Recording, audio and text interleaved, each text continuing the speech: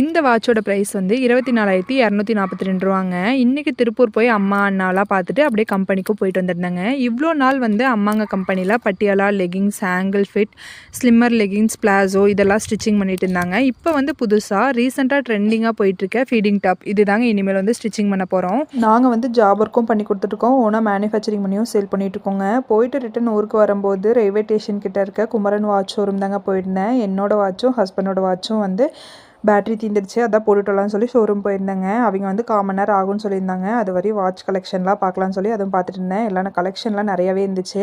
வாட்சுக்கு மேட்சிங்காக bracelet, ring இதெல்லாம் வந்து ஃப்ரீயாக கொடுத்துருந்தாங்க.